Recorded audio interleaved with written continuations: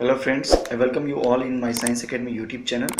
और आज के इस सेशन में हम लोग सॉल्यूशन देख रहे हैं JNU entrance examination from MSc life sciences from 2017 years का। कुछ बच्चों ने मेरे को ये रिक्वेस्ट भेजा था कि सर इस ईयर का सॉल्यूशन कर दीजिए, तो मैं इसका आज पहला वीडियो होगा, ये फर्स्ट वीडियो होगा। और इसमें आज मैं सिर्फ पार्ट ए के बायोलॉजिकल साइंस से रिलेटेड क्वेश्चन को सॉल्व करूंगा। फर्स्ट बायोलॉजिकल जो क्वेश्चन है यहाँ पे 9th नंबर में पार्ट ए में, the last Nobel prize awarded to Indian origin scientist for the discovery of. तो यहाँ पर जो लास्ट इंडियन साइंटिस्ट थे, इंडियन ओरिजिन के जो साइंटिस्ट थे जिन्होंने यूएस में काम किया था, उनका नाम था रामाकृष्णन। ठीक है, उन्होंने राइबोसोम के ऊपर में, प्रोटीन सिंथेसिस के ऊपर में, और यहाँ पर detail structure of 80S eukaryotic RNA के सब यूनिट जो 60S और 40S का क्रिस्टल स्ट्रक्चर इन्होंने इसका फाइंड आउट किया था। यहाँ पर आंसर होगा B option. Moving to next question, the timber yielding plant such as pine, fir, spruce and cedar that occur widely in the hilly region of India belongs to. तो जब hilly areas पे ये सारे जो plant के species है ये belong करते हैं जिम्नोस्पर्म से। Gymnosperm, there are the 5 category of plant: algae, bryophyte, pteridophyte, gymnosperm and angiosperm. यहाँ पर आंसर होगा जिम्नोस्पर्म्स। ये हायर एल्टीट्यूड पे हिमालय रेंज पर होते हैं जहाँ पर टेम्परेचर कोल्ड होता है, ये उसी जगह पर सर्वाइव कर सकते हैं। Moving to next question, which of the following does not increase the plant productivity. इन चारों में से प्लांट प्रोडक्टिविटी कौन सा इंक्रीज नहीं करता? तो एग्रोबैक्टीरियम ट्यूबिफिशियन ये डिजीज कॉज करता है जिसको हम लोग बोलते हैं क्रॉन गॉल डिजीज। ठीक है, it is a cancer kind of disease which is occur in the angiosperm. तो इसको यूज करते हैं यहाँ पर, कैंसरस वाले जीन को रिमूव करके हम लोग अब प्लांट के जीन ऑफ इंटरेस्ट को वहाँ पर इंसर्ट कर देते हैं, और ये यूज होता है किसके लिए? ट्रांसफॉर्मेशन के लिए। तो ये अगर ओरिजिनली देखा जाए तो ये प्लांट में क्या करते हैं? डिजीज कॉज करते हैं। ठीक है, तो डज नॉट इंक्रीज, ये इंक्रीज नहीं करेगा प्लांट प्रोडक्टिविटी, ये डिक्रीज करता है। तो आंसर यहाँ पर डज नॉट पूछ रहा तो यही होगा। माइकोराइजा क्या है? Association of fungus to higher plant, उनके रूट में, हायर प्लांट के रूट्स में हो जाते हैं ये एसोसिएशन, और वो क्या करते हैं? मिनरल्स और वाटर को इस प्लांट तक पहुंचाते हैं। Rhizobium, again association of rhizobium bacteria to the root of legume plant, वहाँ पे नाइट्रोजन फिक्सेशन कराते हैं। ट्राइकोडर्मा आजकल कॉमनली यूज हो रहा ऑर्गेनिक फार्मिंग में, ये बायोपेस्टिसाइड की तरह यूज कर सकते हैं। बायोपेस्टिसाइड्स करता क्या है? तो ये करता है कि बहुत सारे अदर जो प्लांट पैथोजेंस, उसमें बहुत सारे फंगस हैं, उन फंगस को किल करता है। ऑल्दो ये खुद एक फंगस है, लेकिन ये एक इनहिबिटरी मॉलिक्यूल रिलीज करेगा जो अदर नियर बाई में फंगस को ग्रो नहीं करने देगा। तो इससे प्लांट में क्या होता है? वो जो डेंजरस फंगस है वो इन्फेक्ट नहीं करते, तो ये फायदे वाला है। तो यहाँ पर डज नॉट पूछ रहा, आंसर होगा A. Moving to next question, which of the following metal atom is centrally located in the chlorophyll pigment. ये तो बहुत डायरेक्ट क्वेश्चन है। Mg2+ सेंटर में रहता है और इसके चारों तरफ फाइटोल रिंग। जस्ट लाइक इसका स्ट्रक्चर हीमोग्लोबिन से मिलता जुलता है, जहाँ पर हीमोग्लोबिन में आयरन रहता है, यहाँ पर मैग्नीशियम रहेगा, तो आंसर होगा D. A typical characteristics of sclerenchyma. Sclerenchyma ये परमानेंट टिश्यू है। एक होता है मेरिस्टेमेटिक टिश्यू जो कंटिन्यूअस डिवाइड करते हैं, और एक होता है परमानेंट टिश्यू जो दैट डज नॉट डिवाइड। तो इसका मेन फंक्शन क्या है? ये डिफरेंशिएट हो जाते हैं, डिफरेंशिएशन इनमें हो जाता है, और इसकी वजह से ये कोई स्पेसिफिक वर्क या फंक्शन कैरी करेंगे। तो यहाँ पर परमानेंट टिश्यू में आएगा पहला पैरेन्काइमा, दूसरा है कोलेनकाइमा, और तीसरा होता है स्क्लेरेनकाइमा। स्क्लेरेनकाइमा में थिक डिपोजिशन होता है, यहाँ पे सेल्स में, ये सेल्स है अगर फॉर एग्जांपल, तो यहाँ पर थिक डिपोजिशन हो जाता है किसका? लिग्निन का, और ये प्रेजेंट होते हैं जाइलम एंड फ्लोएम में। ठीक है, इस तरह के टिश्यू जो वहाँ सपोर्ट प्रोवाइड करते हैं, खासकर जाइलम में। तो ये थिक डिपोजिशन की वजह से मोस्टली ये क्या हो जाता है, डेड सेल्स, क्योंकि लेकिन इन थिक डिपोजिशन हो गया तो बाहर से कुछ भी न्यूट्रिएंट अंदर नहीं आ पाएगा, तो इससे ये डेड हो जाता है। तो यहाँ पर आंसर होगा secondary cell wall is thickened in all side, answer will be B option. अगर सिर्फ कॉर्नर में होता, फॉर एग्जाम्पल यहाँ पे सिर्फ कॉर्नर में होता, ठीक है, तो इसको हम लोग क्या बोलते, कोलेन काइमा, और पेरेंट काइमा में कोई भी थिक डिपोजिशन नहीं होता। तो यहाँ पर स्क्लेन काइमा बोल रहा है, answer B. Moving to next question, when you boil the egg the albumin is converted into white solid mass, this phenomenon is.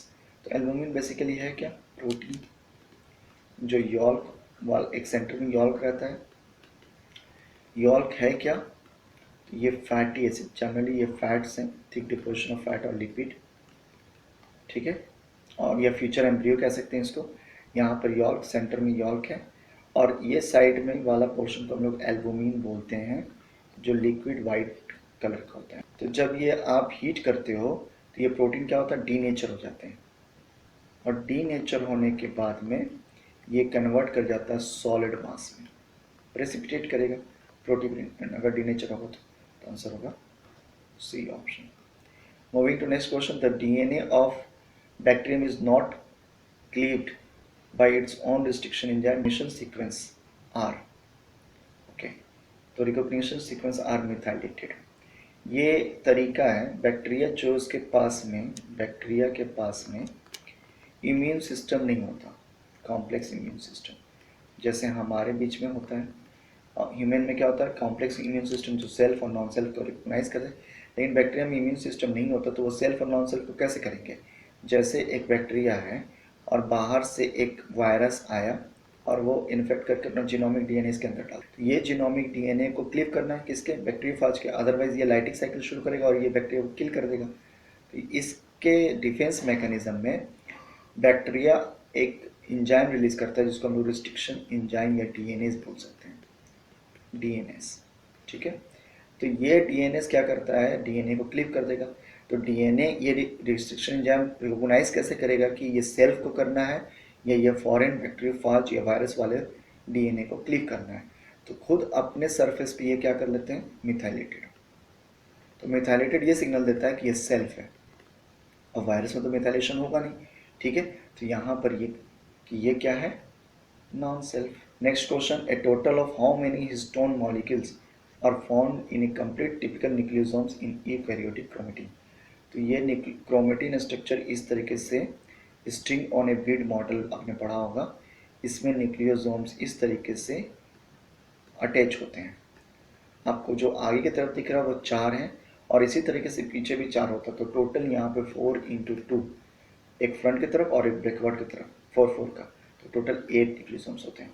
और इसमें कौन कौन से होते हैं, H2A, H2B, H3 और H4, ठीक है, ये हिस्टोन। तो ये डिफरेंट टाइप के हिस्टोन्स प्रेजेंट होते हैं यहाँ पर, और हिस्टोन्स पे पॉजिटिवली चार्ज होता है, जो नेगेटिवली चार्ज फॉस्फेट के साथ में एसोसिएट कर लेता है। तो आंसर होगा यहाँ पर 8।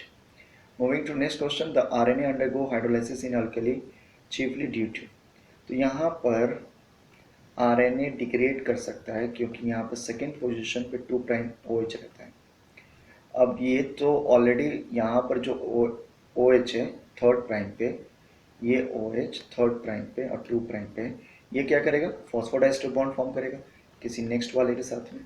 तो ये तो फॉस्फोडाइस्टर फॉर्म कर रहा है, ठीक है, बॉन्ड। तो यहाँ पर H नहीं रहेगा, ये H नहीं रहेगा क्योंकि ये फॉस्फोडाइस्टर बॉन्ड में इन्वॉल्व हो गया। लेकिन ये जो 2H है ये क्या करेगा, इस फॉस्फोडाइस्टर बॉन्ड को ब्रेक कर देता है, जिसको बोलते हैं ऑटो डिग्रेडेशन। इसलिए आरएनए अनस्टेबल होते हैं, आरएनए का लाइफ स्पैन बहुत कम होता है, अनस्टेबल होते हैं और ये डिग्रेड करते हैं बहुत ज़्यादा फास्ट। डीएनए अनस्टेबल नहीं होगा, डीएनए बहुत स्टेबल मॉलिक्यूल, क्योंकि 2' पर H है यहाँ पर। तो अब आ जाते हैं ऑप्शन पे, 2' OH of the hydroxyl sugar backbone, answer होगा ये सी।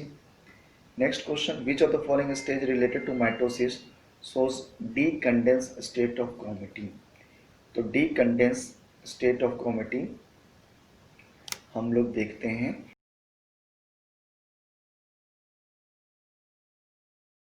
Moving to next question, proto-oncogenes are those genes which actually cause disease or cancer in normal cell.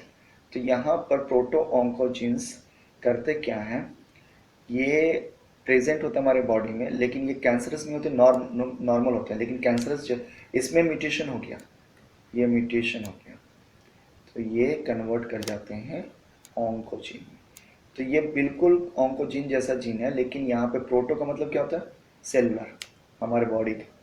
तो ये हमारे बॉडी में ऑलरेडी, जैसे for example cell division controlled way में हो रहा है, तो ये प्रोटो ऑन्कोजीन करा रहा है, ठीक है, प्रोटो ऑन्कोजीन। लेकिन अगर इनमें म्यूटेशन हो गया तो अब अनकंट्रोल्ड सेल डिवीजन होगा, इसका मतलब प्रोटो ऑन्कोजीन किस में कन्वर्ट कर जाएगा, ऑन्कोजीन में। तो अब ऑप्शन में आता है transforming gene found in retrovirus, transforming gene in protozoa, gene encoding oncogene related protein in extinct organism, cellular gene encoding protein related to viral oncogene. Yes, ये correct option, D option. Next question, which of the following is the constituents of spider silk? तो ये तो direct question है, beta silk fibroin mainly होते हैं beta conformation में, ठीक है।